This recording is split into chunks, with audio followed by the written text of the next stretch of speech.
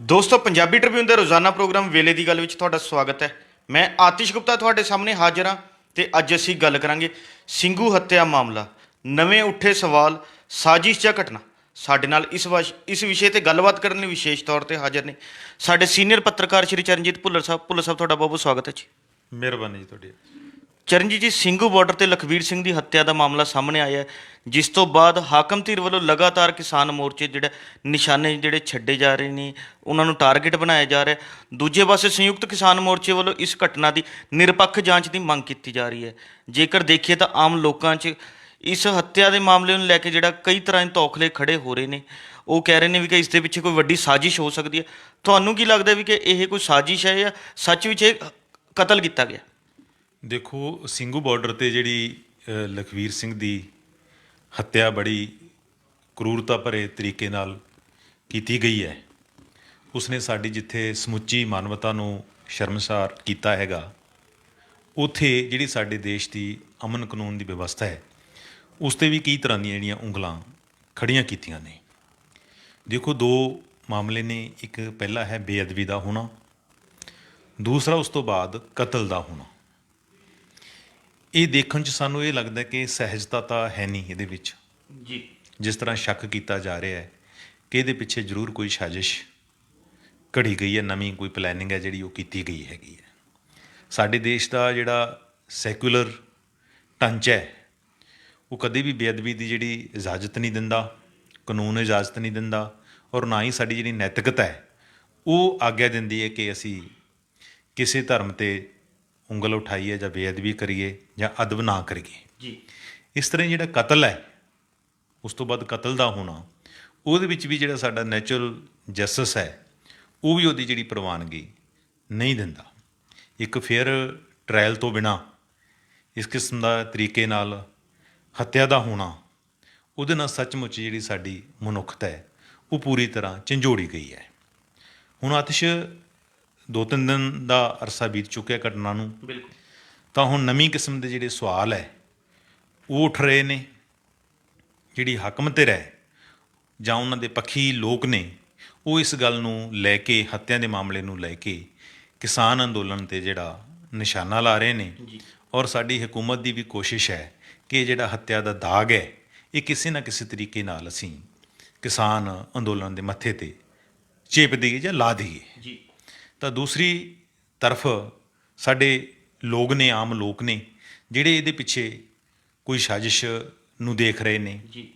ਸਾਡੀਆਂ ਜਿਹੜੀਆਂ ਤਫਤੀਸ਼ੀ ਏਜੰਸੀਆਂ ਨੇ, ਉਹਨਾਂ ਨੇ ਇਸ ਹੱਤਿਆ ਮਾਮਲੇ ਦੇ ਵਿੱਚ ਜਿਹੜਾ ਮੇਨ ਸਰਬਜੀਤ ਸਿੰਘ ਕਲਪਰੇਟ ਹੈਗਾ, ਜਿਹਨੇ ਕਬੂਲ ਕਰ ਲਿਆ, ਔਰ ਨਰਾਇਣ ਸਿੰਘ ਔਰ ਅਦਰਜ਼ ਨੂੰ ਜਿਹੜਾ ਅਰੈਸਟ ਕਰ ਲਿਆ ਹੈਗਾ।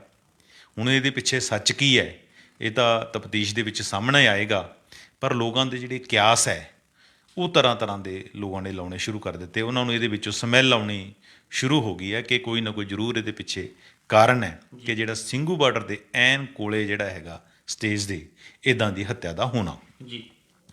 ਦੇਖੋ ਆਤਿਸ਼ ਜੀ, ਆਪਾਂ ਟਾਈਮਿੰਗ ਨੂੰ ਦੇਖੀਏ, ਮੌਕਾ ਮੇਲ ਨੂੰ ਦੇਖੀਏ, ਤਾਂ ਇਹ ਹੱਤਿਆ ਕਦੋਂ ਹੁੰਦੀ ਹੈ? ਇਹ ਹੱਤਿਆ ਉਦੋਂ ਹੁੰਦੀ ਹੈ ਜਦੋਂ ਲਖੀਮਪੁਰ ਕਾਂਡ ਦਾ ਜਿਹੜਾ ਸੇਕ ਹੈ ਉਹ ਪੂਰੀ ਤਰ੍ਹਾਂ ਜਿਹੜਾ ਭਾਜਪਾ ਨੂੰ ਸੇਕਾ ਦੇ ਰਿਹਾ ਹੁੰਦਾ ਇੱਕ ਤਰੀਕੇ ਨਾਲ। ਔਰ ਭਾਜਪਾ ਖਾਸ ਕਰਕੇ ਯੂਪੀ ਦੇ ਵਿੱਚ ਪੂਰੀ ਤਰ੍ਹਾਂ ਇਸ ਕਾਂਡ ਕਰਕੇ ਉਲਝ ਕੇ ਰਹਿ ਗਈ ਔਰ ਕਸੂਤੀ ਸਥਿਤੀ ਦੇ ਵਿੱਚ ਫਸੀ ਹੋਈ ਵੀ ਹੈ। ਔਰ ਭਾਜਪਾ ਦੇ ਅੰਦਰੋਂ ਵੀ ਜਿਹੜੇ ਬਗਾਵਤ ਹੈ ਇੱਕ ਤਰੀਕੇ ਨਾਲ, ਯੂਪੀ ਦੇ ਜਿਹੜੇ ਕੁਛ ਵਿਧਾਇਕ ਹੈ, ਇੱਕ ਵਿਧਾਇਕ ਹੈ ਜਿਹੜਾ ਉੱਥੋਂ ਦਾ, ਉਹ ਜ਼ਖਮੀਆਂ ਦਾ ਪਤਾ ਲੈ ਕੇ ਆਇਆ, ਜਿਹੜੇ ਉਹ ਘਟਨਾ ਦੇ ਵਿੱਚ ਜ਼ਖਮੀ ਹੋਏ ਸੀ, ਇੰਜਰਡ ਹੋਏ ਸੀਗੇ। ਇਸ ਤਰ੍ਹਾਂ ਹੀ ਜਿਹੜੇ ਇੱਕ ਸਾਬਕਾ ਵਿਧਾਇਕ ਹੈ, ਉਹਨੇ ਵੀ ਇਸ ਘਟਨਾ ਦੀ ਨਿੰਦਿਆ ਕੀਤੀ ਹੈ। ਇਸ ਕਿਸਮ ਦੀਆਂ ਆਵਾਜ਼ਾਂ ਭਾਜਪਾ ਦੇ ਅੰਦਰੋਂ ਜਿਹੜੀਆਂ ਉੱਠਣੀਆਂ ਸ਼ੁਰੂ ਹੋ ਗਈਆਂ ਨੇ, ਇਸ ਕਰਕੇ ਭਾਜਪਾ ਅੰਦਰੋਂ ਵੀ ਔਰ ਬਾਹਰੋਂ ਵੀ ਘਿਰਦੀ ਨਜ਼ਰ ਆ ਰਹੀ ਸੀ ਅਤੇ ਭਾਜਪਾ ਨੂੰ ਇਸ ਮਾਮਲੇ ਦੇ ਵਿੱਚ ਕੋਈ ਰਾਹ ਹੈ ਜਿਹੜਾ ਉਹ ਨਜ਼ਰ ਨਹੀਂ ਸੀ ਆ ਰਿਹਾ। ਇਹ ਹੱਤਿਆ ਕਦੋਂ ਵਾਪਰਦੀ ਹੈ, ਘਟਨਾ ਕਦੋਂ ਵਾਪਰਦੀ ਹੈ? ਜਦੋਂ ਦੁਸਹਿਰੇ ਤੋਂ ਇੱਕ ਦਿਨ ਬਾਅਦ ਸਾਡੇ ਜਿਹੜੇ ਸਿਆਸਤਦਾਨ ਹੈ, ਹੁਕਮਰਾਨ ਹੈ, ਉਹਨਾਂ ਦੇ ਪੁਤਲੇ ਫੂਕੇ ਜਾਣੇ ਹੁੰਦੇ ਨੇ। ਅਤੇ ਸਾਡੇ ਅੰਦੋਲਨ ਨੇ ਇੱਕ ਜਿਹੜਾ ਪਸਾਰ ਲਿਆ ਹੁੰਦਾ ਹੈ, ਇੱਕ ਸਿਖਰ ਲਿਆ ਹੁੰਦਾ ਹੈ, ਖਾਸ ਕਰਕੇ ਲਖੀਮਪੁਰ ਦੀ ਘਟਨਾ ਤੋਂ ਬਾਅਦ। ਇਹ ਘਟਨਾ ਕਦੋਂ ਵਾਪਰਦੀ ਹੈ ਆਤਿਸ਼? ਉਦੋਂ ਵਾਪਰਦੀ ਹੈ ਜਦੋਂ ਜਿਹੜੇ ਸਾਡੇ ਲਖੀਮਪੁਰ ਦੇ ਸ਼ਹੀਦ ਹੈ ਉਹਨਾਂ ਦੀਆਂ ਜਿਹੜੀਆਂ ਅਸਥੀਆਂ ਨੇ ਉਹਨਾਂ ਨੂੰ ਅਲੱਗ-ਅਲੱਗ ਥਾਵਾਂ ਤੇ ਅਲੱਗ-ਅਲੱਗ ਸੂਬਿਆਂ 'ਚ ਲੈ ਕੇ ਜਾਣ ਦਾ ਪ੍ਰੋਗਰਾਮ ਬਣ ਰਿਹਾ ਹੁੰਦਾ ਹੈਗਾ। ਜੀ ਕਿਉਂਕਿ 24 ਤਰੀਕ ਤੱਕ ਦਾ ਪ੍ਰੋਗਰਾਮ ਜਿਹੜਾ ਸਟੇਟਾਂ ਦੇ ਵਿੱਚ ਸੀ ਕਿ ਸ਼ਹੀਦਾਂ ਦੀਆਂ ਜਿਹੜੀਆਂ ਅਸਥੀਆਂ ਹੈ, ਉਹਨਾਂ ਨੂੰ ਇੱਕ ਯਾਤਰਾ ਦੇ ਰੂਪ ਵਿੱਚ ਵੱਖ-ਵੱਖ ਸਟੇਟਾਂ 'ਚ ਲਿਜਾਵਾਂਗੇ ਜੀ ਤੇ ਫਿਰ ਜਿਹੜਾ 24 ਤਰੀਕ ਨੂੰ ਉਹਨੂੰ ਜਲ ਪ੍ਰਵਾਹ ਹੈ ਜਿਹੜਾ ਉਹ ਕੀਤਾ ਜਾਏਗਾ। ਬਿਲਕੁਲ ਕਿਉਂਕਿ ਹੁਕਮਰਾਨ ਇਹ ਤਾਂ ਸੋਚਦੇ ਹੀ ਨੇ ਕਿ ਇਹ ਬੜਾ ਇਮੋਸ਼ਨਲ ਇਸ਼ੂ ਹੈ ਔਰ ਇਹਦੇ ਨਾਲ ਜਿਹੜਾ ਅੰਦੋਲਨ ਹੈ ਹੋਰ ਜ਼ਿਆਦਾ ਤੇਜ਼ੀ ਸਪੀਡ ਨਾਲ ਅੱਗੇ ਜਿਹੜਾ ਵੱਧ ਸਕਦਾ ਹੈ। ਜੀ ਇਹ ਹੱਤਿਆ ਕਦੋਂ ਹੁੰਦੀ ਹੈ? ਜਦੋਂ ਸੰਯੁਕਤ ਕਿਸਾਨ ਮੋਰਚੇ ਨੇ ਇਹ ਪ੍ਰੋਗਰਾਮ ਲਿਖਿਆ ਹੁੰਦਾ ਹੈ ਕਿ ਅਸੀਂ 18 ਅਕਤੂਬਰ ਨੂੰ ਸਮੁੱਚੇ ਦੇਸ਼ ਦੇ ਵਿੱਚ ਜਿਹੜੀਆਂ ਰੇਲਾਂ ਰੋਕਣੀਆਂ ਨੇ, ਜੀ ਤਾਂ ਇਸ ਕਿਸਮ ਦੇ ਜਿਹੜੇ ਖਦਸ਼ੇ ਨੇ, ਟਾਈਮਿੰਗ ਹੈ ਜੀ ਜਿਹਦੇ ਵਿੱਚੋਂ ਲੱਗਦਾ ਹੈ ਕਿ ਇਸ ਮੌਕੇ ਤੇ ਇਹ ਹੋਣਾ ਕਿ ਜਦੋਂ ਸੰਯੁਕਤ ਕਿਸਾਨ ਮੋਰਚੇ ਦੇ ਜਿਹੜੇ ਨਵੇਂ ਪ੍ਰੋਗਰਾਮ ਹੈ ਜਿਨ੍ਹਾਂ ਨੇ ਇਸ ਨੂੰ ਹੋਰ ਸਿਖਰ ਦੇਣਾ ਸੀ ਅੰਦੋਲਨ ਨੂੰ, ਹੋ ਸਕਦਾ ਹੈ ਚਰਚੇ ਨੇ ਕਿ ਇਹ ਡਰ ਦੇ ਵਿੱਚ ਇਸ ਕਿਸਮ ਦੀ ਜਿਹੜੀ ਸਾਜ਼ਿਸ਼ ਹੈ ਕੋਈ ਰਚੀ ਗਈ ਹੋਵੇ, ਇਸ ਤਰ੍ਹਾਂ ਦੀ ਕੋਈ ਇਨਸੀਡੈਂਟ ਨੂੰ ਜਿਹੜਾ ਅੰਜਾਮ ਹੈ ਉਹ ਦਿੱਤਾ ਗਿਆ ਹੋਵੇ। ਕਿਉਂਕਿ ਭਾਜਪਾ ਕਿਸੇ ਨਾ ਕਿਸੇ ਰੂਪ 'ਚ ਚਾਹੁੰਦੀ ਤਾਂ ਜਿਸ ਤਰ੍ਹਾਂ ਇਹਨਾਂ ਦਾ ਪਿਛਲਾ ਟਰੈਕ ਰਿਕਾਰਡ ਰਿਹਾ ਹੈ ਸਾਡੀ ਭਾਜਪਾ ਹਕੂਮਤ ਦਾ, ਜੀ ਉਹ ਵੀ ਸਾਫ਼ ਨਹੀਂ ਰਿਹਾ। ਉਸ ਤੋਂ ਵੀ ਲੱਗਦਾ ਹੈ ਕਿ ਇਹ ਕੁਝ ਵੀ ਕਰ ਸਕਦੇ ਨੇ, ਤਾਂ ਇਹ ਇੱਕ ਨਵਾਂ ਪੈਂਤੜਾ ਲਿਆ ਗਿਆ, ਨਵਾਂ ਤਰੀਕਾ ਅਡਾਪਟ ਕੀਤਾ ਗਿਆ ਤਾਂ ਕਿ ਜਿਹੜਾ ਲਖੀਮਪੁਰ ਦੇ ਵਿੱਚ ਨੇ ਲੋਕਾਂ ਦੇ ਵਿੱਚ ਖਾਸ ਕਰਕੇ ਕਿਸਾਨੀ ਦੇ ਵਿੱਚ ਇੱਕ ਵੱਡਾ ਰੋਹ ਖੜਾ ਕੀਤਾ ਹੈ, ਜੀ ਉਸ ਨੂੰ ਡਾਈਵਰਟ ਕਰਨ ਦੇ ਲਈ ਜਾਂ ਉਸ ਤੋਂ ਧਿਆਨ ਹਟਾਉਣ ਲਈ ਉਸ ਘਟਨਾ ਤੋਂ, ਉਹ ਵੀ ਹੋ ਸਕਦਾ ਕਿ ਇਸ ਕਿਸਮ ਦੀ ਕੋਈ ਸਾਜ਼ਿਸ਼ ਜਾਂ ਪਲੈਨਿੰਗ ਹੈ ਜਿਹੜੀ ਕੀਤੀ ਗਈ ਹੈ। ਇਹ ਅਸੀਂ ਕਹਿ ਸਕਦੇ ਹਾਂ ਕਿ ਹਜੇ ਆਪਾਂ ਦਾਅਵੇ ਨਾਲ ਕੁਝ ਵੀ ਨਹੀਂ ਕਿਹਾ ਜਾ ਸਕਦਾ। ਹਜੇ ਜਿਹੜੀਆਂ ਅਟਕਲਾਂ ਇਸ ਕਿਸਮ ਦੀਆਂ ਲੱਗ ਰਹੀਆਂ ਜਾਂ ਸਾਨੂੰ ਕਿਆਸ ਲੱਗ ਰਹੇ ਜਾਂ ਸਾਨੂੰ ਇਸ ਤਰ੍ਹਾਂ ਦਾ ਮੌਕਾ ਮੇਲ ਦਿਖ ਰਿਹਾ, ਸਾਨੂੰ ਹਾਲਾਤ ਦਿਖ ਰਹੇ ਆ ਜੀ, ਤੋਂ ਇਹ ਗੱਲ ਹੈ ਜਿਹੜੀ ਉਹ ਸਾਨੂੰ ਸੱਚ ਜਾਪਦੀ ਹੈ। ਜੀ ਚਰਨਜੀਤ ਜੀ, ਜਿਵੇਂ ਤੁਸੀਂ ਦੱਸਿਆ ਵੀ ਕਿ ਇਸ ਸਾਰੀ ਘਟਨਾ ਦੇ ਪਿੱਛੇ ਕੋਈ ਵੱਡੀ ਸਾਜ਼ਿਸ਼ ਹੋ ਸਕਦੀ ਹੈ। ਜੇਕਰ ਦੇਖੀਏ ਤਾਂ ਪਿਛਲੇ ਲੰਬੇ ਸਮੇਂ 'ਚ ਪੰਜਾਬ 'ਚ ਕਈ ਵਾਰ ਬੇਅਦਬੀ ਦੀ ਮੰਦਭਾਗੀ ਘਟਨਾਵਾਂ ਵਾਪਰ ਚੁੱਕੀਆਂ ਨੇ, ਪਰ ਹੁਣ ਜਿਹੜਾ ਸਿੰਘੂ ਬਾਰਡਰ ਤੇ ਇਸ ਤਰ੍ਹਾਂ ਦੀ ਬੇਅਦਬੀ ਦੀ ਘਟਨਾ ਦਾ ਵਾਪਰਨਾ, ਤੁਸੀਂ ਇਸ ਨੂੰ ਕਿਵੇਂ ਦੇਖਦੇ ਹੋ? ਤੁਹਾਨੂੰ ਨਹੀਂ ਲੱਗਦਾ ਪਹਿਲਾਂ ਵੀ ਅੰਦੋਲਨ ਨੂੰ ਬਦਨਾਮ ਕਰਨ ਲਈ ਕਈ ਵਾਰ ਕੋਸ਼ਿਸ਼ਾਂ ਕੀਤੀਆਂ ਜਾ ਚੁੱਕੀਆਂ, ਪਰ ਅੰਦੋਲਨ ਨੂੰ ਬਦਨਾਮ ਕਰਨ ਲਈ ਹੁਣ ਫਿਰ ਜਿਹੜੇ ਬੇਅਦਬੀ ਦੀ ਵਰਤੋਂ ਕਰਨਾ ਵੀ ਇਸ ਤਰ੍ਹਾਂ ਦੇ ਜਿਹੜੇ ਕਦਮ ਚੁੱਕਣਾ, ਤੁਸੀਂ ਸਭ ਨੂੰ ਕਿਵੇਂ ਦੇਖੋਗੇ? ਦੇਖੋ, ਬਿਲਕੁਲ ਤੁਹਾਡੀ ਗੱਲ ਠੀਕ ਹੈ। ਜੇ ਕਿਸਾਨ ਅੰਦੋਲਨ ਨੂੰ ਕਿਸੇ ਕਿਸਮ ਦੀ ਕੋਈ ਬਦਨਾਮ ਕਰਨ ਦੀ ਕੋਈ ਅੰਦਰ ਪਾਲਿਸੀ ਹੋਵੇ, ਸਰਕਾਰ ਦੀ ਕੋਈ ਨੀਤੀ ਬਣਾਈ ਹੋਵੇ, ਤਾਂ ਉਹਦੇ ਵਿੱਚ ਚੋਣ ਕਰਨ ਲੱਗਿਆਂ ਇਕੱਲਾ ਬੇਅਦਬੀ ਨੂੰ ਕਿਉਂ ਚੁਣਿਆ ਗਿਆ? ਬਿਲਕੁਲ ਉਹਦਾ ਆਤਿਸ਼ਿਕ ਦਾ ਕਾਰਨ ਇਹ ਹੈ ਕਿ ਬੇਅਦਬੀ ਦਾ ਮੁੱਦਾ ਪੰਜਾਬ ਦੇ ਵਿੱਚ ਮੁੱਖ ਮੁੱਦੇ ਦੇ ਰੂਪ ਦੇ ਵਿੱਚ ਰਿਹਾ ਹੈ। ਜੀ ਇੱਕ ਤਾਂ ਧਾਰਮਿਕ ਮੁੱਦਾ ਹੋਣ ਕਰਕੇ, ਕਿਉਂਕਿ ਏਜੰਸੀਆਂ ਨੂੰ ਵੀ ਔਰ ਸਟੇਟ ਨੂੰ ਵੀ ਇਹ ਗੱਲ ਲੱਗਦੀ ਹੈ ਕਿ ਇਹਦਾ ਜਿਹੜੇ ਲੋਕ ਜਜ਼ਬਾਤੀ ਮੁੱਦੇ ਦੇ ਤੌਰ ਤੇ ਲੈਣਗੇ ਔਰ ਇਹਦੇ ਨਾਲ ਇੱਕ ਪੰਜਾਬ ਦੇ ਵਿੱਚ ਇੱਕ ਫਿਰਕੂ ਪਾੜਾ ਹੈ ਜਿਹੜਾ ਉਹ ਰਚੇ ਜਾਣ ਦੀ ਵੀ ਕੋਈ ਸਾਜ਼ਿਸ਼ ਹੈ ਜਿਹੜੀ ਉਹ ਹੋ ਸਕਦੀ ਹੈਗੀ ਹੈ। ਕਿਉਂਕਿ ਲੋਕ ਪਹਿਲਾਂ ਹੀ ਜਜ਼ਬਾਤੀ ਹੋਏ ਨੇ ਔਰ ਇਹ ਵੀ ਕਿਹਾ ਜਾ ਰਿਹਾ ਕਿ ਜੇ ਪੰਜਾਬ ਦੇ ਵਿੱਚ 400 ਤੋਂ ਵੱਧ ਬੇਅਦਬੀ ਦੇ ਮਾਮਲੇ ਵਾਪਰੇ ਹੈ, ਜੇ ਸਮੇਂ ਸਿਰ ਸਾਰਿਆਂ ਦੇ ਵਿੱਚ ਦੋਸ਼ੀਆਂ ਨੂੰ ਸਜ਼ਾ ਦਿੱਤੀ ਹੁੰਦੀ ਤਾਂ ਹੋ ਸਕਦਾ ਇਸ ਕਿਸਮ ਦਾ ਕਾਰਾ ਹੈ ਜਿਹੜਾ ਉਹ ਨਾ ਵਾਪਰਦਾ। ਅੱਜ ਸ਼੍ਰੀ ਅਕਾਲ ਤਖਤ ਸਾਹਿਬ ਦੇ ਜਥੇਦਾਰ ਯਾਨੀ ਹਰਪ੍ਰੀਤ ਸਿੰਘ ਨੇ ਵੀ ਇਹ ਗੱਲ ਕਹੀ ਹੈ ਕਿ ਇਹਨੂੰ ਸਿਰਫ ਇੱਕ ਘਟਨਾ ਦੇ ਤੌਰ ਤੇ ਨਹੀਂ ਦੇਖਿਆ ਜਾਣਾ ਚਾਹੀਦਾ, ਇਹਨੂੰ ਇਮੋਸ਼ਨਲੀ ਵੀ ਨਜਿੱਠਿਆ ਜਾਣ ਦੀ ਲੋੜ ਹੈ, ਜਜ਼ਬਾਤੀ ਤੌਰ ਤੇ ਨਜਿੱਠੇ ਜਾਣ ਦੀ ਲੋੜ ਹੈ, ਕਿਉਂਕਿ ਇਹਦੇ ਪਿੱਛੇ ਕੋਈ ਸਾਜ਼ਿਸ਼ ਜਾਪਦੀ ਆ ਔਰ ਇਹਦੇ ਜਿਹੜੀ ਨਿਰਪੱਖ ਹੈ ਉਹ ਜਾਂਚ ਹੈ ਜਿਹੜੀ ਉਹ ਹੋਣੀ ਚਾਹੀਦੀ ਹੈ। ਜੀ ਔਰ ਇਸ ਤੋਂ ਜਿੱਥੋਂ ਤੱਕ ਤੁਸੀਂ ਕਹਿ ਕੇ ਬੇਅਦਬੀ ਦਾ ਮਾਮਲਾ ਹੀ ਕਿਉਂ ਵਾਪਰਿਆ, ਉਹ ਵੀ ਦਿੱਲੀ ਦੇ ਬਾਰਡਰ ਤੇ, ਸਿੰਘੂ ਬਾਰਡਰ ਤੇ ਬਿਲਕੁਲ ਕਿਸਾਨ ਅੰਦੋਲਨ ਦੀ ਸਟੇਜ ਦੇ ਕੋਲ ਹੀ, ਬਿਲਕੁਲ ਜਿੱਥੇ ਨਿਹੰਗ ਸਿੰਘਾਂ ਦੀ ਆਪਣੀ ਛਾਉਣੀ ਹੈਗੀ ਹੈ। ਜੀ ਦੇਖੋ, ਇਹ ਗੱਲ ਕਿਸੇ ਤੋਂ ਛੁਪੀ ਨਹੀਂ ਹੈਗੀ ਆਤਿਸ਼ ਕਿ ਕਿਸਾਨ ਅੰਦੋਲਨ ਨੇ ਜਿਹੜਾ ਪੱਗ ਦੀ ਜਿਹੜੀ ਇੱਜ਼ਤ ਹੈ ਉਹ ਬਹੁਤ ਵਧਾਈ ਹੈ ਇੰਟਰਨੈਸ਼ਨਲ ਲੈਵਲ ਤੇ। ਬਿਲਕੁਲ ਜਿਸ ਤਰ੍ਹਾਂ ਪਿਛਲੇ ਟਾਈਮ ਤੇ ਪੰਜਾਬੀਆਂ ਤੇ ਤਰ੍ਹਾਂ ਤਰ੍ਹਾਂ ਦੇ ਇਲਜ਼ਾਮ ਲੱਗਣੇ ਸ਼ੁਰੂ ਹੋ ਗਏ ਸੀ ਕਿ ਇਹ ਨਸ਼ੇੜੀ ਨੇ, ਪੰਜਾਬ ਦੇ ਵਿੱਚ ਨਸ਼ਾ ਬਹੁਤ ਹੈ, ਬਦਨਾਮ ਕਰਨ ਦੀ ਕੋਸ਼ਿਸ਼ ਕੀਤੀ ਜਾਂਦੀ ਸੀ, ਤਾਂ ਇਸ ਦੇ ਦੌਰਾਨ ਪਿਛਲੇ 11 ਮਹੀਨਿਆਂ ਦੇ ਵਿੱਚ ਜਿਹੜੀ ਪੱਗ ਨੂੰ ਇੱਕ ਇੱਜ਼ਤ ਮਿਲੀ ਹੈ ਇੰਟਰਨੈਸ਼ਨਲ ਲੈਵਲ ਤੇ, ਉਹ ਵੀ ਮੈਨੂੰ ਲੱਗਦਾ ਕਿਤੇ ਨਾ ਕਿਤੇ ਸਾਡੀ ਜਿਹੜੀ ਸਿਆਸਤ ਹੈ, ਸਾਡੀ ਰਿਆਸਤ ਹੈ, ਉਸ ਨੂੰ ਹਜ਼ਮ ਨਹੀਂ ਹੋ ਰਹੀ ਸੀ, ਜਿਸ ਕਰਕੇ ਮੁੱਦੇ ਨੂੰ ਚੁਣਿਆ।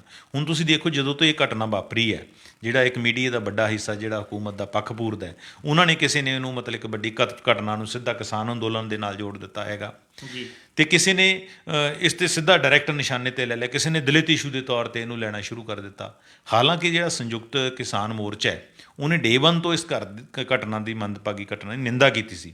ਹਰ ਦਿਲ ਹੈ ਜਿਹੜਾ ਪਸੀਜ਼ ਹੋਇਆ ਸੀ, ਹਰ ਕਿਸੇ ਨੇ ਇਸ ਦੀ ਨਿੰਦਾ ਕੀਤੀ ਸੀ ਤੇ ਆਪਣੇ ਆਪ ਨੂੰ ਵੱਖ ਕੀਤਾ ਸੀ।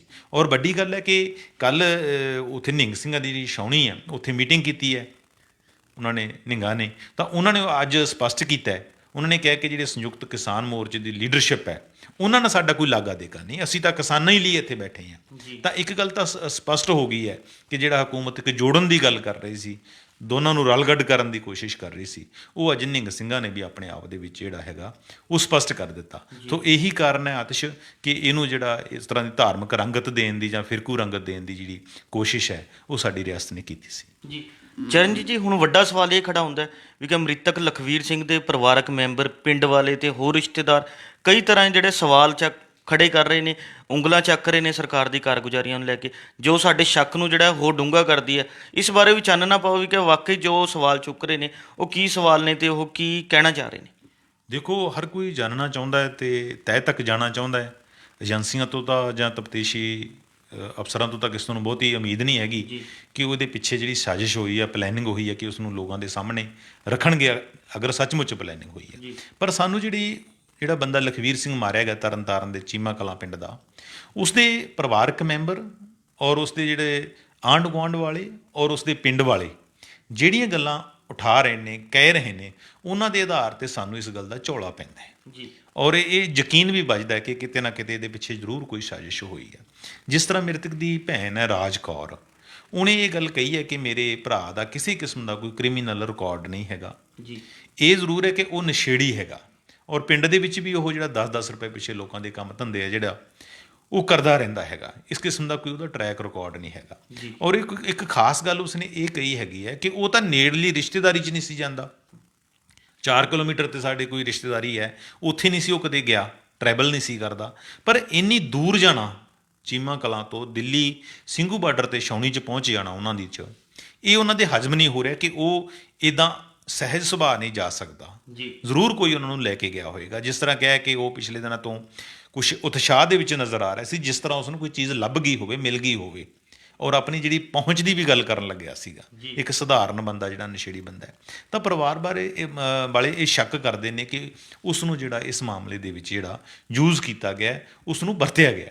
ਔਰ ਸੋਸ਼ਲ ਮੀਡੀਆ 'ਤੇ ਜਿੰਨੀਆਂ ਕੁ ਤਸਵੀਰਾਂ ਆਈਆਂ ਉਹਦੇ ਵਿੱਚ ਉਹਦੇ ਇੱਕ ਕਛਹਿਰਾ ਪਹਿਨਿਆ ਹੋਇਆ ਦਿਖਾਇਆ ਜਾ ਰਿਹਾ ਹੈ, ਤਾਂ ਪਰਿਵਾਰ ਵਾਲੇ ਇਹ ਵੀ ਕਹਿੰਦੇ ਨੇ ਕਿ ਉਸਨੇ ਕਦੇ ਕਛਹਿਰਾ ਨਹੀਂ ਸੀ ਪਹਿਨਿਆ। ਉਸ 'ਤੇ ਵੀ ਜਿਹੜੇ ਸ਼ੱਕ ਕਰਦੇ ਨੇ।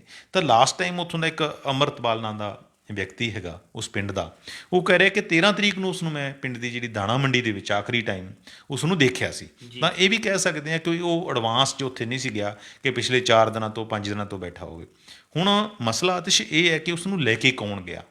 ਬਿਲਕੁਲ, ਜੇ ਸਾਡੀਆਂ ਏਜੰਸੀਆਂ ਚਾਹਣਗੀਆਂ, ਤਫਤੀਸ਼ੀ ਏਜੰਸੀਆਂ, ਤਾਂ ਉਹ ਇਹਦੀ ਘੋਖ ਕਰ ਸਕਣਗੀਆਂ, ਕਿਉਂਕਿ ਪਿਛਲੇ ਟਾਈਮ ਤੋਂ ਲਗਾਤਾਰ ਫੋਨ ਤੇ ਗੱਲਾਂ ਕਰ ਰਿਹਾ ਸੀ ਔਰ ਕਹਿ ਰਹੇ ਸੀ, ਉਹਦੇ ਪਰਿਵਾਰਕ ਮੈਂਬਰ ਕਹਿ ਰਹੇ ਨੇ ਕਿ ਕਿਸੇ ਸੰਧੂ ਨਾਮ ਦੇ ਬੰਦੇ ਦਾ ਉਹਨਾਂ ਨੂੰ ਬਾਰ-ਬਾਰ ਫੋਨ ਆ ਰਿਹਾ ਸੀਗਾ ਕਿ ਜਿਹੜਾ ਉਹੀ ਉਸ ਨੂੰ ਉੱਥੇ ਲੈ ਕੇ ਗਿਆ ਹੋਏਗਾ। ਹੁਣ ਫੋਨ ਜਿਹੜਾ ਹੈਗਾ, ਮੋਬਾਈਲ ਫੋਨ ਹੈ, ਉਹ ਪੁਲਿਸ ਦੇ ਕਬਜ਼ੇ ਦੇ ਵਿੱਚ ਹੈ ਔਰ ਉਸ ਦੀ ਜਿਹੜੀ ਕਾਲ ਡਿਟੇਲਸ ਕੱਢ ਕੇ ਉਹ ਵੀ ਸਾਹਮਣੇ ਹੋ ਸਕਦੀ ਹੈਗੀ ਹੈ। ਜਿੱਥੋਂ ਤੱਕ ਤਾਂ ਇਹ ਲੜਕੇ ਦਾ ਸਵਾਲ ਹੈ ਜਿਹੜਾ ਮਾਰਿਆ ਗਿਆ ਹੈਗਾ, ਹੱਤਿਆ ਹੋਈ ਹੈ ਜਿਹਦੀ, ਲਖਵੀਰ ਸਿੰਘ ਦੀ, ਉਹ ਤਾਂ ਇਹ ਇੰਨਾ ਕੁ ਸ਼ੱਕ ਹੈ ਜਿਹੜਾ ਉਹ ਪੈ ਰਿਹਾ, ਲੋਕਾਂ ਨੂੰ ਸਮਝ ਪੈ ਰਿਹਾ। ਦੂਸਰੀ ਤਰਫ ਹਜੇ ਇਹ ਗੱਲ ਕਲੀਅਰ ਨਹੀਂ ਹੋ ਰਹੀ ਕਿ ਇਹ ਸਾਜ਼ਿਸ਼ ਅਗਰ ਹੋਈ ਹੈ, ਪਲੈਨਿੰਗ ਹੋਈ ਹੈ ਕਿਸੇ ਕਿਸਮ ਦੀ, ਕੀ ਉਹਦੇ ਵਿੱਚ ਨਿਹੰਗ ਸਿੰਘ ਵੀ ਸ਼ਾਮਲ ਸੀ। ਇਹ ਵੀ ਇੱਕ ਤਫਤੀਸ਼ ਦਾ ਸਬਜੈਕਟ ਹੈਗਾ। ਇਹਦੀ ਵੀ ਗੱਲ ਸਾਹਮਣੇ ਆਉਣੀ ਚਾਹੀਦੀ, ਕਿਉਂਕਿ ਕੱਲ੍ਹ ਜਿਸ ਤਰ੍ਹਾਂ ਮੀਡੀਆ ਦੇ ਵਿੱਚ ਜਿਹੜਾ ਉਹ ਇੱਕ ਨਿਹੰਗ ਸਿੰਘ ਨੂੰ ਫੜਿਆ ਸੀ, ਬਲਜਿੰਦਰ ਸਿੰਘ ਨੂੰ, ਉਸ ਦੀ ਜਦੋਂ ਪੱਗ ਲੱਗਦੀ ਹੈ ਤਾਂ ਉਹਦੇ ਵਾਲਾਂ 'ਤੇ ਵੀ ਕੁਐਸਚਨ ਉੱਠੇ ਨੇ ਕਿ ਉਹਨਾਂ ਦੇ ਵਾਲ ਨਹੀਂ ਸੀ। ਇਸ ਕਿਸਮ ਦੀਆਂ ਗੱਲਾਂ ਜਿਹੜੀਆਂ ਮੀਡੀਆ ਦੇ ਵਿੱਚ ਹੋ ਰਹੀਆਂ ਨੇ, ਔਰ ਜਿਸ ਤਰ੍ਹਾਂ ਦੀ ਉਹ ਸ਼ੁੱਧ ਜਿਹੜੀ ਹਿੰਦੀ ਬੋਲ ਰਿਹਾ ਸੀਗਾ, ਉਸ ਤੋਂ ਵੀ ਕਈ ਤਰ੍ਹਾਂ ਦੇ ਕਿਆਸ ਹੈ ਜਿਹੜੇ ਲੋਕ ਲਾ ਰਹੇ ਨੇ। ਪਰ ਇਹ ਅਲਟੀਮੇਟਲੀ ਮਾਮਲਾ ਫੇਰ ਹੀ ਸਾਹਮਣੇ ਆਏਗਾ ਜੇ ਸਾਡੀ ਸਟੇਟ ਦੀ ਨੀਅਤ ਹੋਏਗੀ ਕਿ ਉਹਨਾਂ ਨੇ ਬਲਕਿ ਸੱਚਮੁੱਚ ਸੱਚ ਨੂੰ ਜਿਹੜਾ ਬਾਹਰ ਲੈ ਕੇ ਆਉਣਾ ਹੈਗਾ। ਤਾਂ ਇਹ ਗੱਲਾਂ ਨੂੰ ਵੀ ਬਾਹਰ ਲਿਆਉਣ ਦੀ ਲੋੜ ਹੈ ਔਰ ਪੁਲਿਸ ਨੂੰ ਔਰ ਸਾਡੀਆਂ ਸਟੇਟ ਦੀਆਂ ਜਿਹੜੀਆਂ ਏਜੰਸੀਆਂ, ਜਿੱਥੇ ਅਸੀਂ ਲਖਵੀਰ ਸਿੰਘ ਦਾ ਪਿਛੋਕੜ ਦੇਖਿਆ ਹੈਗਾ, ਤਾਂ ਸਾਨੂੰ ਉਸ ਨਿਹੰਗ ਸਿੰਘ ਦਾ ਪਿਛੋਕੜ ਵੀ ਜਾਣਨ ਦੀ ਲੋੜ ਹੈ ਜੀ। ਹੁਣ ਚਰਨਜੀਤ ਜੀ, ਵੱਡਾ ਸਵਾਲ ਇਹ ਖੜਾ ਹੁੰਦਾ ਵੀ ਕਿ ਸਿੰਘੂ ਬਾਰਡਰ ਤੇ ਮੰਦਭਾਗੀ ਘਟਨਾ ਵਾਪਰੀ ਹੈ, ਜਿਸ ਤੋਂ ਬਾਅਦ ਕਈ ਤਰ੍ਹਾਂ ਦੇ ਸਵਾਲ ਉੱਠ ਰਹੇ ਨੇ। ਪਰ ਸੰਯੁਕਤ ਕਿਸਾਨ ਮੋਰਚੇ ਦਾ ਸਟੈਂਡ ਸਪਸ਼ਟ ਹੈ ਵੀ ਕਿ ਮਾਮਲੇ ਦੀ ਨਿਰਪੱਖ ਜਾਂਚ ਹੋਣੀ ਚਾਹੀਦੀ ਹੈ, ਜਿਹੜੇ ਕਸੂਰਵਾਰ ਉਹਨਾਂ ਖਿਲਾਫ ਕਾਰਵਾਈ ਬਣਦੀ ਕੀਤੀ ਜਾਵੇ। ਇਸ ਘਟਨਾ ਦਾ ਜਿਹੜਾ ਅੰਦੋਲਨ 'ਤੇ ਕਿਸ ਤਰ੍ਹਾਂ ਦਾ ਅਸਰ ਦੇਖਣ ਨੂੰ ਮਿਲ ਸਕਦਾ। ਦੇਖੋ ਆਤਿਸ਼, ਜਿਸ ਤਰ੍ਹਾਂ ਕਿਹਾ ਜਾਂਦਾ ਹੈ ਨਾ ਕਿ ਕਈ ਵਾਰੀ ਬੰਦਾ ਜਿਹੜਾ ਹੈਗਾ ਉਹ ਜਿੱਤਾਂ ਤੋਂ ਉਹਨਾਂ ਨਹੀਂ ਸਿੱਖਦਾ ਜਿੰਨਾ ਉਹ ਸੱਟਾਂ 'ਚੋਂ ਸਿੱਖਦਾ ਹੈ, ਜਾਂ ਆਪਾਂ ਕਹੀਏ ਝਟਕਿਆਂ 'ਚੋਂ ਸਿੱਖਦਾ ਹੈਗਾ। ਤਾਂ ਕਿਸਾਨ ਅੰਦੋਲਨ ਤਕਰੀਬਨ 11 ਮਹੀਨੇ ਹੋ ਚੱਲੇ ਨੇ, ਤਾਂ ਇਹ ਕੋਈ ਪਹਿਲੀ ਸੱਟ ਨਹੀਂ ਲੱਗ ਰਹੀ ਕਿਸਾਨ ਅੰਦੋਲਨ ਨੂੰ। ਹਾਲਾਂਕਿ ਸੰਯੁਕਤ ਕਿਸਾਨ ਮੋਰਚੇ ਨੇ ਆਪਣੇ ਆਪ ਨੂੰ ਅਲੱਗ ਕੀਤਾ ਇਸ ਘਟਨਾ ਨਾਲੋਂ ਔਰ ਇਸ ਦੀ ਨਿੰਦਿਆ ਕੀਤੀ ਹੈ, ਪਰ ਇਹ ਪਹਿਲੀ ਘਟਨਾ ਨਹੀਂ। ਪਹਿਲਾਂ ਤੁਹਾਡੇ ਚੇਤੇ ਲਾਲ ਕਿਲੇ ਵਾਲੀ ਘਟਨਾ ਕਿੱਡੀ ਵੱਡੀ ਘਟਨਾ ਸੀ। ਉਸ ਟਾਈਮ ਲੱਗਦਾ ਸੀ ਕਿ ਰਿਆਸਤ ਹੈ ਜਿਹੜੀ ਉਹ ਹੁਣ ਕਿਸਾਨ ਅੰਦੋਲਨ ਨੂੰ ਜਿਹੜੀ ਢਾਲ ਲਾ ਲੇਗੀ, ਸਿੱਟ ਲੇਗੀ ਔਰ ਉੱਥੋਂ ਖਦੇੜ ਦਿੱਤਾ ਜਾਏਗਾ। ਤੇ ਇਹ ਵੀ ਚੇਤਾ ਹੋਇਆ ਕਿ ਨਾਲ ਦੀ ਨਾਲ ਜਿਹੜੇ ਰਕੇਸ਼ ਟਕੈਤ ਦੇ ਹੰਝੂ ਹੈ, ਉਹਨੇ ਅੰਦੋਲਨ ਨੂੰ ਨਾਲ ਦੀ ਨਾਲ ਸਿਖਰ 'ਤੇ ਖੜਾ ਕਰ ਦਿੱਤਾ ਸੀ। ਉਸ ਤੋਂ ਬਾਅਦ ਤੁਹਾਡੇ ਚੇਤੇ ਹੋਏਗਾ ਕਿ ਵੈਸਟ ਬੰਗਾਲ ਦੀ ਲੜਕੀ ਨਾਲ ਉੱਥੇ ਰੇਪ ਦਾ ਮਸਲਾ ਆਉਂਦਾ ਹੈਗਾ, ਹਰਿਆਣਾ ਦੇ ਨੌਜਵਾਨ ਉਹਦੇ ਸ਼ਾਮਲ ਹੁੰਦੇ ਨੇ, ਉਹਦੇ ਨਾਲ ਵੀ ਇਸ ਤਰ੍ਹਾਂ ਦਾ ਰੂਪ ਦੇਣ ਦੀ ਕੋਸ਼ਿਸ਼ ਕੀਤੀ ਗਈ ਸੀ ਅੰਦੋਲਨ ਨੂੰ, ਤਾਂ ਉਹਦੇ ਵਿੱਚ ਵੀ ਫੇਲ ਹੋਏ। ਜਾਂ ਹੋਰ ਕਿੰਨੇ ਕਿਸਮ ਦੇ ਜਿਹੜੇ ਟੈਗ ਹੈ ਜਾਂ ਲਕਬ ਹੈ ਉਹ ਦਿੱਤੇ ਗਏ, ਕਦੇ ਮਾਓਵਾਦੀ, ਅੱਤਵਾਦੀ, ਉਹ ਵੀ ਲੋਕਾਂ ਨੇ ਨਕਾਰ ਦਿੱਤੇ। ਟਾਈਮ ਸਾਰੀਆਂ ਚੀਜ਼ਾਂ ਚੋਂ ਨਿਕਲਿਆ ਹੈਗਾ ਨਾ ਕਿਸਾਨ ਮੋਰਚਾ। ਪਿਛਲੇ ਕਣਕ ਦੀ ਵਾਢੀ ਦੇ ਸੀਜ਼ਨ ਦੇ ਵਿੱਚ ਆਪਰੇਸ਼ਨ ਕਲੀਨ ਚਲਾਉਣ ਦੀ ਗੱਲ ਕਹੀ ਸੀ ਕਿ ਕੋਵਿਡ ਦਾ ਟਾਈਮ ਉਹਦੇ ਬਹਾਨੇ ਦੇ ਵਿੱਚ, ਤੇ ਤੁਹਾਡੇ ਚੇਤੇ ਹੋਏਗਾ ਕਿ ਸਾਰੇ ਪੰਜਾਬ 'ਚੋਂ ਲੋਕ ਜਥੇ ਬਣਾ ਕੇ ਚੱਲ ਪਏ ਸੀਗੇ। ਬਿਲਕੁਲ ਸਰ ਜਦੋਂ ਵੀ ਕੋਈ ਝਟਕਾ ਲੱਗੇ, ਨਾਲੇ ਪੰਜਾਬੀਆਂ ਦੀ ਜਿਹੜੀ ਵਿਰਾਸਤ ਹੈ ਜਾਂ ਇਤਿਹਾਸ ਹੈ ਉਹ ਤਾਂ ਰਿਹਾ ਹੀ ਇਸ ਕਿਸਮ ਦਾ ਕਿ ਜਦੋਂ ਵੀ ਸਾਨੂੰ ਕੋਈ ਚੈਲੰਜ ਮਿਲਦਾ ਹੈ ਅਸੀਂ ਉਹ 'ਚ ਮਤਲਬ ਡਟ ਕੇ ਸਾਨੂੰ ਹੋਰ ਮਜ਼ਬੂਤੀ ਮਿਲਦੀ ਹੈ। ਹੁਣ ਸਾਰਿਆਂ ਦਾ ਜਦੋਂ ਇਹ ਲੱਗਿਆ ਹੈਗਾ ਕਿ ਲੋਕਾਂ ਨੂੰ ਇਹ ਪਿਛਲੇ 2 ਦਿਨਾਂ ਤੋਂ ਇਹ ਜਾਪਣ ਲੱਗੀ ਹੈ ਗੱਲ ਕਿ ਇਹ ਜ਼ਰੂਰ ਕੋਈ ਸਾਜ਼ਿਸ਼ ਹੈ, ਕਿ ਇਸ ਕਿਸਮ ਦੀ ਕਰੂਰਤਾ ਭਰੇ ਸਟੈਪ ਵੀ ਹੈ ਜਿਹੜੀ ਹੁਕੂਮਤ ਹੈ ਉਹ ਤਾਣੇ ਬਾਣੇ ਬੁਣਨ ਲੱਗੀ ਹੈ, ਤਾਂ ਉਹਨਾਂ ਨੇ ਨਾਲ ਪੰਜਾਬ ਦੇ ਲੋਕਾਂ ਦੇ ਵਿੱਚ ਜਾਂ ਦੂਸਰੀ ਕਿਸਾਨੀ ਦੇ ਵਿੱਚ ਇੱਕ ਰੋਹ ਵੀ ਜਾਗਿਆ ਹੈਗਾ ਕਿ ਅਸੀਂ ਮਰੇ ਹੋਏ ਨਹੀਂ। ਜਿਸ ਤਰ੍ਹਾਂ ਹੁਣ ਅੱਜ ਹੀ ਹੈ ਜਿਹੜੇ ਬਹੁਤ ਸਾਰੇ ਪੰਜਾਬ 'ਚ ਜਥੇ ਹੈ ਜਿਹੜੇ ਉਹ ਟਿਕਰੀ ਬਾਰਡਰ 'ਤੇ ਗਏ ਨੇ, ਤਾਂ ਲੋੜ ਹੁਣ ਜਿਸ 'ਤੇ ਪ੍ਰਚਾਰ ਕਰਨ ਦੀ, ਕਿਸਾਨੀ ਦਾ ਪ੍ਰਚਾਰ ਕਰਨ ਦੀ ਲੋੜ ਹੈ, ਜਿੱਥੇ ਸਾਡਾ ਮੀਡੀਆ ਇਹ ਘਟਨਾ ਨੂੰ ਪੂਰਾ ਭੁਨਾ ਰਿਹਾ ਹੈਗਾ ਕਿਸਾਨਾਂ ਦੇ ਅਗੇਂਸਟ, ਔਰ ਬਹੁਤ ਸਾਰੇ ਲੋਕ ਹੈ ਜਿਹੜੇ ਮੋਦੀ ਭਗਤ ਨੇ ਉਹ ਮੋਦੀ ਭਗਤ ਬਣ ਕੇ ਇਹਦਾ ਪ੍ਰਚਾਰ ਕਰ ਰਹੇ ਨੇ ਔਰ ਕਿਸਾਨਾਂ 'ਤੇ ਟੈਗ ਲਾ ਰਹੇ ਨੇ, ਬਦਨਾਮ ਕਰਨ ਦੀ ਕੋਸ਼ਿਸ਼ ਕੀਤੀ ਜਾ ਰਹੀ ਹੈ। ਤਾਂ ਲੋੜ ਇਸ ਗੱਲ ਦੀ ਆਤਿਸ਼ ਕਿ ਇਸ ਔਖ ਦੀ ਘੜੀ ਦੇ ਵਿੱਚ ਮੋਦੀ ਭਗਤ ਬਣਨ ਦੀ ਲੋੜ ਨਹੀਂ, ਸਾਨੂੰ ਕਿਸਾਨਾਂ ਦੇ ਭਗਤ ਬਣਨ ਦੀ ਲੋੜ ਹੈ। ਉਹਦੇ ਨਾਲ ਸਾਡੀ ਜਿਹੜੀ ਧਰਤੀ ਮਾਂ ਹੈ ਉਹ ਵੀ ਸਾਨੂੰ ਅਸੀਸਾਂ ਦੇਗੀ, ਔਰ ਜਿਹੜਾ ਬ੍ਰਹਿਮੰਡ ਹੈ ਉਹ ਵੀ ਸਾਡੇ 'ਤੇ ਕੁਰਬਾਨ ਜਾਏਗਾ। ਇਹ ਸਨ ਸਾਡੇ ਸੀਨੀਅਰ ਪੱਤਰਕਾਰ ਸ਼੍ਰੀ ਚਰਨਜੀਤ ਭੁੱਲਰ, ਜਿਨ੍ਹਾਂ ਨੇ ਸਾਨੂੰ ਦੱਸਿਆ ਵੀ ਕਿ ਕਿਸਾਨ ਅੰਦੋਲਨ ਨੂੰ ਕਮਜ਼ੋਰ ਕਰਨ ਲਈ ਪਹਿਲਾਂ ਵੀ ਕਈ ਤਰ੍ਹਾਂ ਜਿਹੜੇ ਪੈਂਤੜੇ ਖੇਡੇ ਗਏ ਨੇ, ਪਰ ਕਦੇ ਵੀ ਜਿਹੜੀ ਇਹੋ ਜਿਹੀ ਹਾਕਮ ਧਿਰ ਕਹਿ ਲਈਏ ਜਾਂ ਕੋਈ ਵੀ ਸਾਜ਼ਿਸ਼ ਰਚਣ ਵਾਲੀ ਧਿਰ ਹੈ ਜਿਹੜੀ ਉਹ ਕਾਮਯਾਬ ਨਹੀਂ ਹੋ ਸਕੀ। ਚਾਹੇ ਹੁਣ ਵੀ ਉਹਨਾਂ ਵੱਲੋਂ ਕੋਈ ਸਾਜ਼ਿਸ਼ ਰਚੀ ਗਈ ਹੈ ਪਰ ਉਹ ਆਪਣੀ ਸਾਜ਼ਿਸ਼ ਕਾਮਯਾਬ ਹੁੰਦੇ ਦਿਖਾਈ ਨਹੀਂ ਦੇ ਰਹੇ।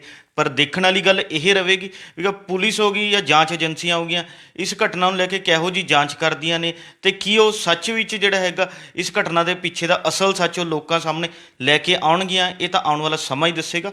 ਕੱਲ੍ਹ ਨੂੰ ਇਸੇ ਸਮੇਂ ਇੱਕ ਨਵੇਂ ਮੁੱਦੇ ਦੇ ਨਾਲ ਮਿਲਾਂਗੇ ਪ੍ਰੋਗਰਾਮ ਵੇਲੇ ਦੀ ਗੱਲ ਵਿੱਚ। ਧੰਨਵਾਦ।